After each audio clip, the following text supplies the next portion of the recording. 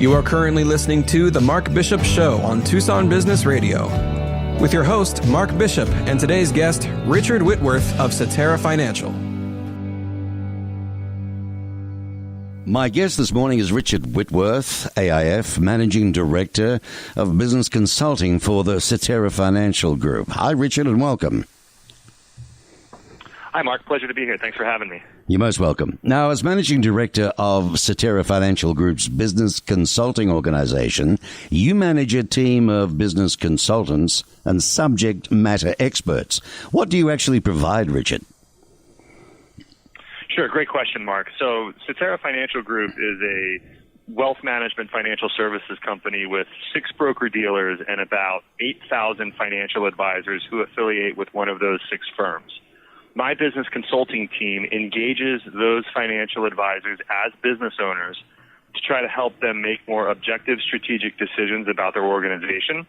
Effectively, it's small business consulting to our advisor population, all of whom are defined as small business owners. If we think about the SBA definition of a small business being an organization that employs under 500 people, and all of these firms are also closely privately held.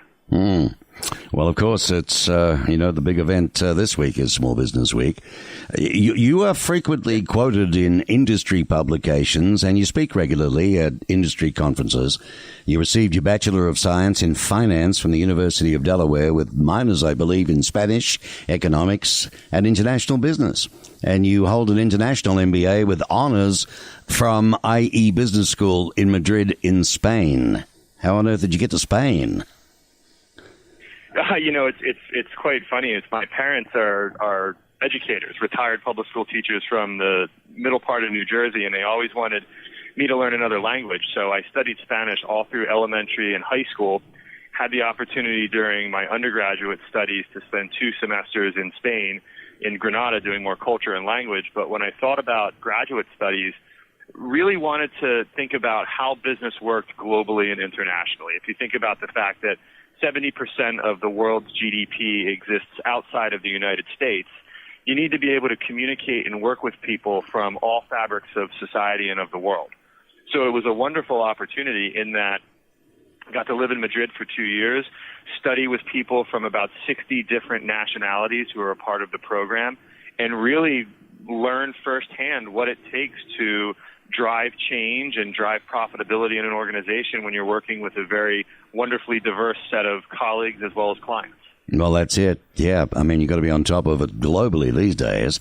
And I guess if that's not enough, Richard, also cum laude graduate of the Petty School in Hightstown, New Jersey. And recently you obtained the Accredited Investment Fiduciary. That's the AIF, the designation from 5360. Well done.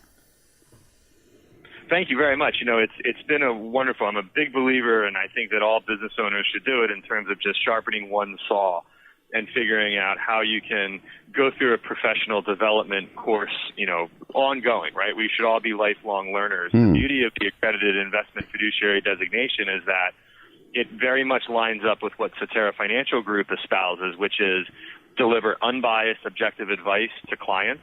I wanted to be able to do the same thing working with our clients as financial advisors. And given the importance of acting in a fiduciary capacity with everyone that you deal with, it's been a wonderful designation to have and be able to apply in our workday. Well, that is excellent. And again, congratulations on that. Now, Richard, what's the non-profit in San Diego that you sit on the board for? Sure. It's called the San Diego Financial Literacy Center. And really what it is it helps, here we are in Small Business Week. Last month was Financial Literacy Month nationwide. And the SDFLC, as it's affectionately known, engages 3 specific constituents to try to help them make better financial decisions. One are folks on the lower end of the socioeconomic ladder. Second is students, and third, and really the biggest concentration, is working with the military and specifically the transitioning military. So we create educational programs as well as grants to be able to help people not make bad decisions with their money. There's no requirement in high school to take economics or to take a financial services class, but there are simple tips, budgeting, bill payment, having a plan for oneself financially. These are all things that are important to everyone, regardless of where you come from. So it's really an honor to be able to get a chance to work with, a local organization that's making an impact with people from across our different cultures and folks that we work with here. Well, it's a good idea, and it's a great cause because, quite frankly, there's a lot of people who just don't even do the basics, do they? Yes, it's unfortunate, but it's a fact of life, right? I mean, everybody goes through their day to day, and you have to think about how you're going to both earn money as well as how you're both going to save money, and then how you're going to spend money. And unfortunately, given the fact that a lot of people have to spend everything that they earn, there's not a lot left over for savings. So we really try to help people make those right budgeting decisions. Even if you can save a couple % of your paycheck each week, it adds up. And obviously then as you're able to invest it in the capital markets, that's where you're able to see the most appreciation over the long term. Right. Now, as any small business owner can attest, starting or growing a business, it's not an easy task. And many small business owners aren't following a business plan or even utilizing key resources available to them. And because of this, small business owners risk not converting recent optimism into action, which is required for growth. Do you find this a lot, Richard? It's a great question, Mark, and we do. We're very fortunate to work with some of the best financial advisors in the United States, all of whom are experienced. But I personally believe that everyone has an opportunity to better themselves and better their organizations. And you hit the nail on the head. Having a strategic business plan that is visionary in its design, yet focused in the tactics that it employs, is what we want to see happen. It's the worst thing in the world when somebody spends hours of time building a business plan for the forthcoming year, and then it only ends up becoming a paperweight on the side of their desk in their office. We really want to make business planning a living, breathing exercise, because if it is a living, breathing document that both you as the owner-operator as well as your support staff understands from a transparency standpoint, it gives everyone that strategic direction, but allows you to tactically change as opportunities arise or as challenges come up. So as an example, if all of a sudden here we are and business is going well, and then a new product or service comes on the market that you want to be able to embed within your service model, you have to be able to tactically adjust. Not allow it to alter what the strategic vision is, but how can those tactical changes augment what you're driving towards on a regular basis? Right. We're talking with Richard Whitworth. He's Managing Director of Business Consulting for Cetera Investment Management. Richard, what is the current business environment like, do you think, for Main Street financial advisors right now? Mark, as we look across the landscape, and we have advisors in every corner of the United States, I think by and large the business sentiment has been very positive. Here we are in about the 10th year of an economic expansion that's still going strong, which means a couple things to our financial advisors. A, the value of advice that they deliver on a daily basis is becoming increasingly important. The complexity that the average Main Street American faces in terms of managing as well as optimizing their financial life requires the help and assistance of a trusted professional. And that's what our advisors are able to provide to them. So the clients are coming with not only investable assets to put to work, but also I think with a better eye to the fact that they have to stay invested. That they're, even though we're in an economic upturn, we have to start to protect against the downside. At some point, we will inevitably exhibit some slowing of the economy. Now, there are opportunities within the capital markets that can take advantage of both a downturn and an upturn. Mm-hmm. But our advisors are investing in their businesses and, as importantly, investing in their people. Because really, when it comes down to it, when we look at financial advisors, we know empirically through research studies that clients don't leave for poor performance. Clients leave for poor customer service and client communication. And that exists in every industry, not only financial services. So most of the opportunities that advisors have right now, and increasingly so going forward, are going to be, how can I get in front of new clients? How can I start to work with that second generation, the children or the grandchildren of my primary account holders, to make sure that I'm driving that legacy of my client forward regardless of how they need my help? Right, that makes a lot of sense. So what are the primary things to consider for advisors starting their own practices then? So, it's a great question, Mark, and I think it comes down to actually having that vision. When somebody starts off, the thing that I always tell them is, and I'm a big believer in change and disruption. Take advantage of the fact that as you're starting a new business, everything is going to be new and different. But be strategic as well as tactical. This is your prime opportunity to set the foundation for growth for your firm. So as an example of what we see advisors using when they start a business, is they're going to somehow leverage a technology stack. Core to that technology stack is going to be a CRM, or a client relationship management system, some way to track their interactions with their clients. Best time is when you're starting a business off, set up the procedures of how you're going to engage and communicate with your clients, and then put it in a system. Outlook and Excel, neither of them are a CRM system. You need a tool, and there's a lot of them out there in the marketplace that are going to allow you to compliantly and regularly communicate with your clients. The second thing that I always say to advisors is start to manage to the bottom line. Have those 3 to 5 financial metrics that you can easily calculate and regularly calculate so that you have a good guidepost in terms of how you're performing against your objectives. For a financial advisor, that could be something like revenue per professional or assets per professional. You could also use revenue per professional in any industry. Other aspects or other metrics that you might want to work towards are the number of clients per support person that are being managed and maintained. Most research studies will tell you that an individual can only manage up to about 150 relationships professionally. So if you start seeing more than that happening within your support staff model, you've got a capacity constraint that you need to solve for. Right. So those metrics allow an advisor to be much more proactive and plan for that business development and growth that they hope to achieve. Well, even 150 sounds astronomical, and staying on top of them and continually communicating. Let's look at a family business, Richard. What are some of the challenges that surround owning and operating a family business? Are there challenges that are unique to financial services, do you think? It's interesting you bring that up, and I love working with family-held businesses, and we have many of our financial advisors that operate in a father-son or a mother-daughter type structure.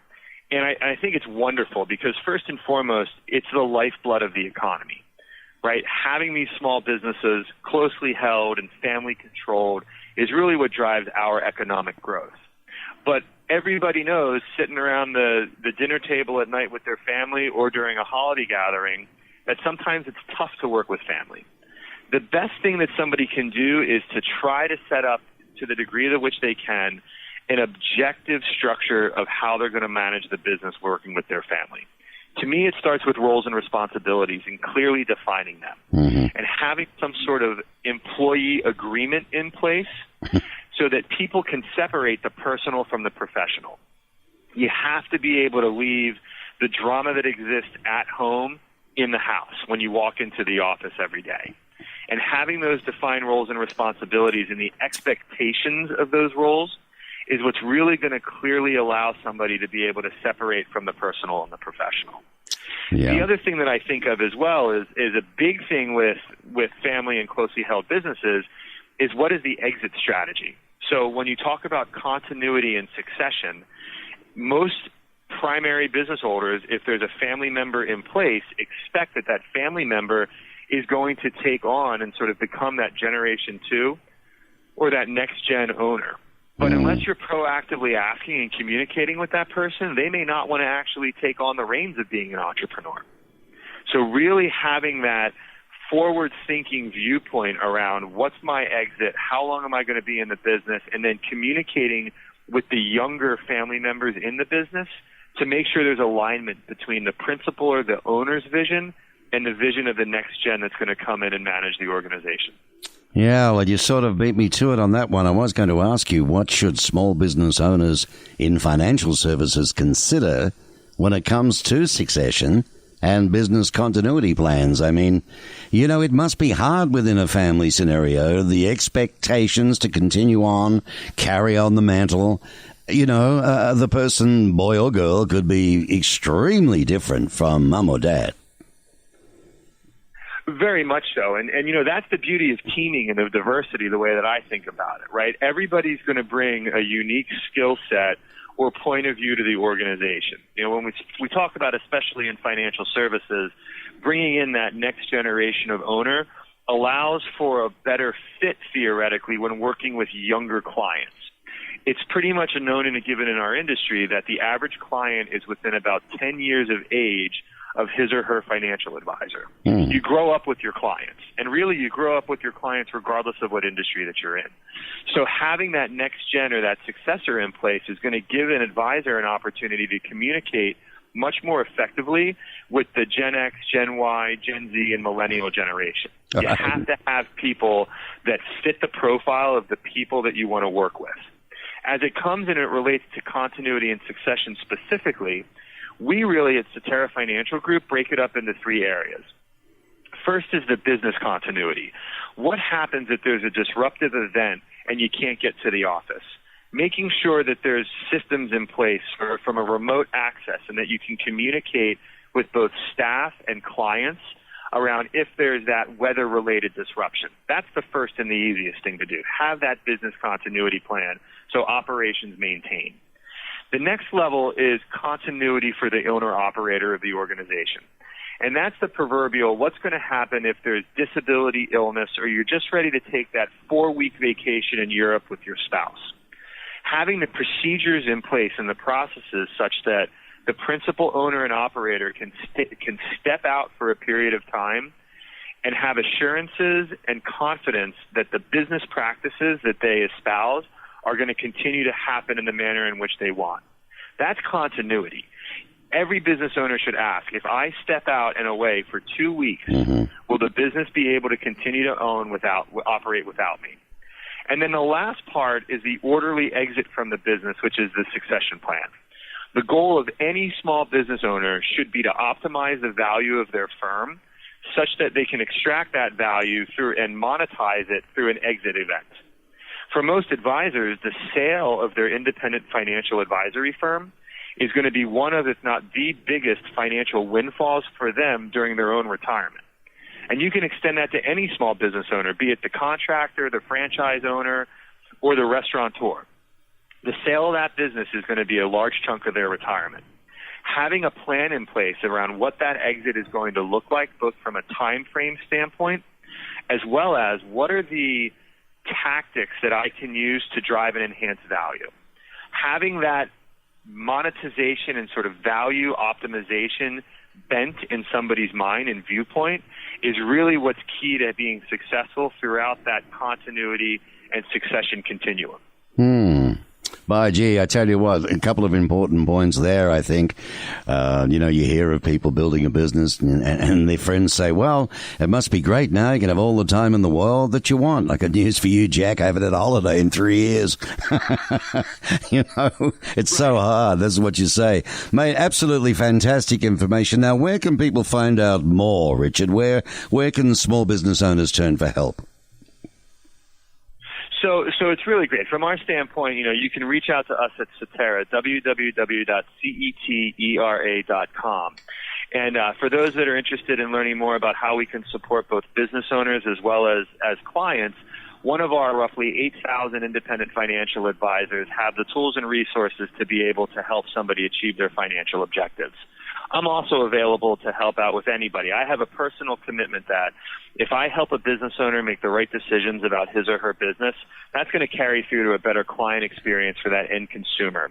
And that's a win across all steps of the value chain and value proposition. So I'm also available. It's just Richard, RICHARD, Whitworth, WHITWORTH at Cetera.com. That's fantastic. Thank you for your time today, Richard. It was very informative, very interesting. Speaking with Richard Whitworth, AIF, which of course is accredited investment fiduciary, the designation from FI 360, the highest you can get. He's managing director of business consulting from the Cetera Financial Group. And you heard him here on the Mark Bishop Show. I hope you enjoyed it.